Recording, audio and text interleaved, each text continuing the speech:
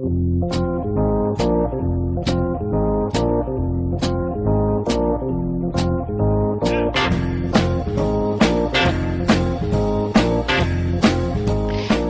afternoon. Welcome to the Connected Table Live on W4CY Radio. I am your host, Melanie Young, with my co-host, David Ransom.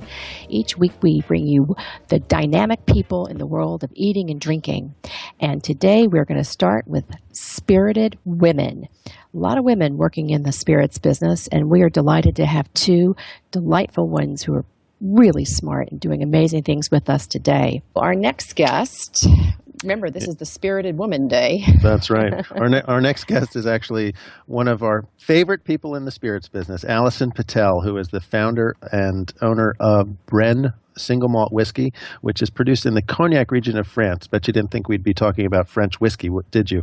And Allison's professional background combines arts and smarts. As a young girl, she was a professional ballerina performing with the Joffrey Ballet in New York City.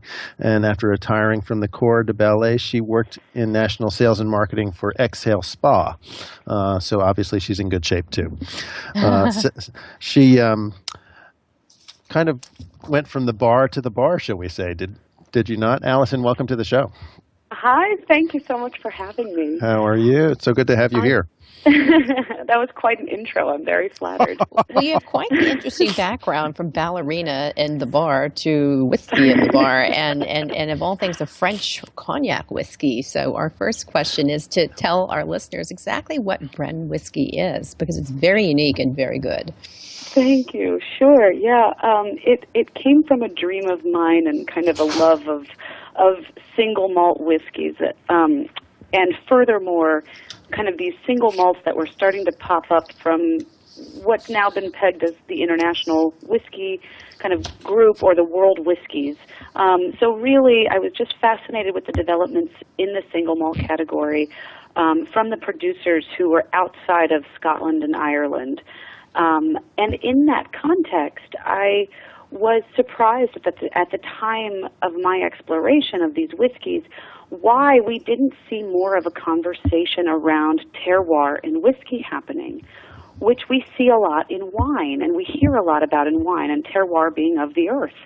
So I didn't understand why that was not happening, and thought, well, maybe it should be. So kind of long story short, I ended up in France working with a family that's been making cognac since 1920. They're on their third generation distillers, and cognac is their bread and butter. They still make it. That's everything for them. And we've partnered up and have made a true single malt that is everything seed to spirit right there from their organic farm distillery in Cognac region of France. Well, it's interesting. We were just talking about terroir of Peruvian pisco. So because it's made from grapes and it's much like a cognac. So it's an interesting segue to see how it's now being done in France. And you had to do a lot of convincing with this family to take it to the next level, didn't you? Yes, that's an understatement.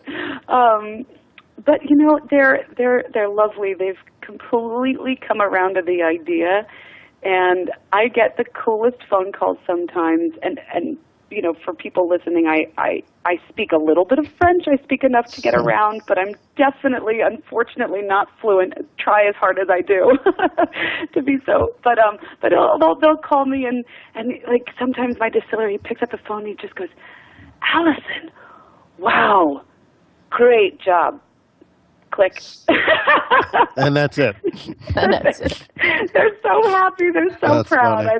I think it's really Well, sweet. it's interesting because you're working with a person and a family that's very well known for making cognac, and they've been which is made from grapes, and obviously that's their method, and that's what they know how to do. But you had to convince them to then take on creating a distillate from a grain, barley, exactly. Which is an entirely different process and an entirely different concept from making a distilled product out of grapes, which is a fruit. So grain to fruit, it's a very different animal, really. So tell us a little bit about, if you can, about what their feelings were about that, and then how how they really took on that project.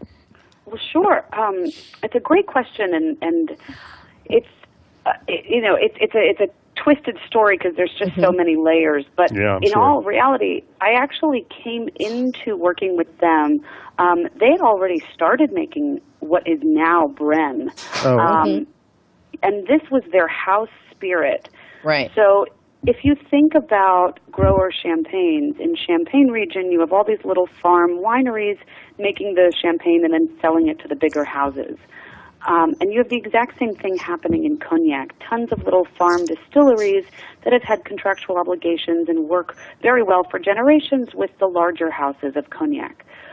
So this is one of those families, and that's why there is no name on the distillery, and that's why you'll never see any of their cognacs bottled independently, because they've got this system and it works for them. Yeah, sure. Yeah. So, and it's kind of cool, you know. It's so not American. we're all about our own branding. But and it's actually very French. You know, it's interesting because so many of the producers of Scotch get their grain from France, because France grows a lot of grain that goes up to Scotland to make whiskey. And France is also one of the largest consumers of whiskey I think there is in the world. So they love whiskey. Yet there's really never really been a lot of whiskey that's been produced in France until now. So you're kind of a pioneer in that respect, in getting a French whiskey with a label that says "Made in France" on it. Yeah, and that was a big surprise for me as well. And I'm humbled and grateful that a lot of the French writers who can speak English with me have really been supportive and celebrated what it is that I'm trying to do. And I hope very soon it'll be available for sale in France, because it hasn't yet. I've brought it all to the U.S. and thank you to the Americans who have consumed it every year. Well, how big is the production that you're bringing over, and how's it going in terms of marketing it? So I launched in the U.S. October 1st, 2012. So just celebrated our second anniversary. And I produce in 9-liter case counts, which is a typical kind of 12-bottle case. I produce about 2,000 cases a year. And we sold out both years. Wow. So I'm thrilled. And you're mainly on-premise or off-premise? Both. Okay. Yeah, both. The first year I was exclusive to New York for the first 6 months, and then we started expanding into Nashville and Chicago and Boston, and now we're in 25 states and in selective bars and restaurants and stores in those 25 states. Wow, that's great. And it's great in 2 years to be able to get that far. What's the retail price? It goes between, you'll see about 60 to 80 on the shelf, kind of depending, kind of all over the, but yeah, about 65, 70 is a good range. Wow. Well, it's a fascinating product. I have to tell you, I'm having a little bit of a nip of it right now, because on the radio, you know, it's for those who don't live in New York. We were in New York last night and ran into Allison on the street, which is so New York. Which is so New York. So we're walking down the street, and all of a sudden there she is walking towards us in front of us, and we couldn't believe it. So we called that our pre-radio meeting. And so there we were, and I said to Allison, I said, you know, I don't know if I have anything to have on air tomorrow, because on the radio you can drink. And she said, well, let me see if I have anything in my purse. And she's so well known for always having a little vial of it or a tiny little bottle of it on hand. Sometimes it comes wrapped in a little blue ribbon, the beautiful blue, kind of almost Tiffany blue, but not quite blue, that Brenne is got on its label. Or sometimes it's just in a little silver box with some stuffing in it that's that color, et cetera, et cetera. And I actually have one of those. I found it at home, Allison, just to let you know. Nice. Because when you didn't have one in your purse last night, God forbid, I came home and I said, but I know I have one, because the last time I ran into her, she did have one. So, hey, David, tell the listeners what it tastes like. Give us since we're all listening and wanting to taste. What I love about it is the fact that it's just got such a beautiful, clean taste to it. It's not a peated whiskey, is it? It's really a single malt, but it's not peated, and that's. And I'm not a huge fan of peated whiskey, to be honest with you. And what I love about this is that it's just got such a beautiful flavor of grain and sweetness and softness to it. Tell us how long it's aged for and what kind of helps give it that flavor. Sure, thank you. So, Brenne, this is you're sipping my first expression, which is estate cask, is the name of it, and it's a non-age statement whiskey because for the U.S. especially, I'm doing all single cask releases, which gives me the flexibility to kind of pull the whiskey when it's ready. But it's typically between 7 and 8 years old. So when you factor on that we also are only distilling barley that we grow, my distiller grows 2 heirloom varietals, all organic. It's actually started as cover crop for his organic vineyard. So it's really cool. So the barley gets moved around the property every year. So it takes me about 8 to 9 years to make a batch. But it sits in oak, and it spends its life in 2 different barrels. Right. So the first barrel is virgin French Limousin. Limousin is a species of French oak that I use. Right. Also widely used in the wine industry. Correct. And really, it's a game changer for whiskey, price-wise and also flavor-wise. Well, most whiskeys are aged in American oak, and most of it's fairly heavily toasted. So this does not have that character, which is very nice. And then the second aging? And the second aging is in cognac barrels. Right. So barrels that previously were aging cognac. And what's really exciting is since I do this at a cognac house, I get to have access to those barrels once the cognac's been taken out. So, unlike a company using ex-bourbon or ex-sherry or ex-port, where you typically have to break those barrels down and then rebuild them back up once they've made their journey, I get it right there. So I can get them fresh. I can, dry them. I can kind of have a little bit more control over how much dry or how dry or wet they are. Sure, and that I think that aspect of it, of the fact that they're aged in used cognac barrels as well, really adds a little. There's a little bit of a sweetness to Brenne, which I really Brenne, which I really like, and I find it fascinating that you're able to get that in with just barley, with just what you're with the way you're aging it, et cetera. I think the softness of the 2 woods that you're using and the 2 methods that you're doing it with, because American oak tends to be a bit more astringent, I think, at times than French oak does, which tends to offer a little bit more vanilla notes and things like that. Is really a great way to go. It's such a wonderful, good sipping whiskey. I assume it goes well in cocktails as well, though. Yeah, I love it. I actually just in the midst of launching a YouTube channel, and my first couple of videos are me making kind of your classic, the Sazerac, the Manhattan, and the old-fashioned using Brenne. And I think it plays very well because you touched upon something, David and Melanie, with the sweetness, and it's not that kind of cloying, sugary sweet. It's more this floral, fruit-forward kind of sweetness. Absolutely. That's what I detected when I tasted it. And to me, it's very appealing. As a woman who enjoys whiskey, I loved it. There was no burn. There was that lovely, delicate floral that made it really so unique to me when I first tasted it. Thank you. Yeah, so is it just barley? Just barley? It's all barley. Yes, barley. Wow. Yeah. Wow. And indigenous, or not indigenous, what's the word I'm trying to think? A private strain of yeast. So I actually get to use the same strain that this family's been using for their cognac fermentation, for the barley fermentation, which is pretty cool. Because in Scotland, there's typically about 4 different strains the distillers choose from. Obviously, there's so many distilleries and people are innovating and changing that, but for the most part, there's kind of 4 different main strains that get used. So it's fun to have something else to kind of mix in. Do you think you're going to expand your portfolio now that you're deep into going from writing about whiskey to really getting into the whole business of it? Do you think you'll expand? Yeah, where and how? People have to stay tuned. I am always working on things, and I learned a long time ago not to open my mouth prematurely because oh no. I like being successful, but on the road to success, you have a ton of failures. And so I seem to found my passion in aged spirits, so it takes me a very long time. I joke with people, it actually takes a decade to make 10-year-old whiskey. So, so if I'm going to make a 10-year-old, it could be terrible by the end of the 10 years. And so, who knows? It could also be awesome. So. Well, you know what I love about the fact that you are taking 8 or 9 years in your case to make the whiskey is the fact that it's estate grown. It's really a unique product. It's estate grown.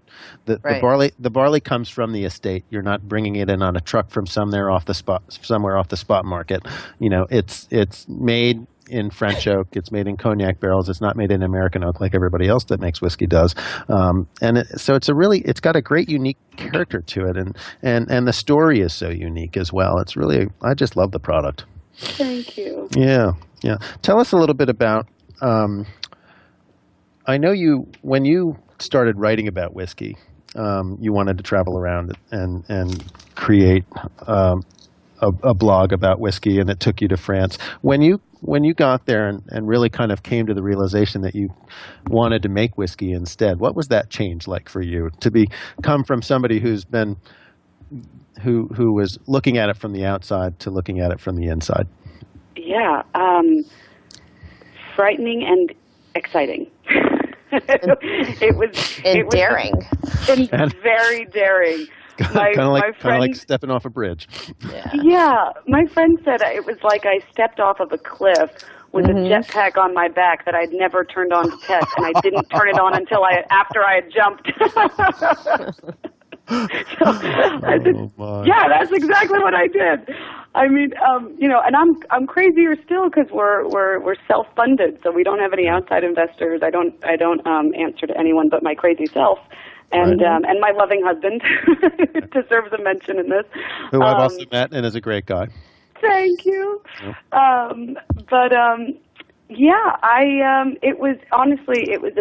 It was about seeing an opportunity and realizing that I might be in the right place at the right time, and I could forever change my life.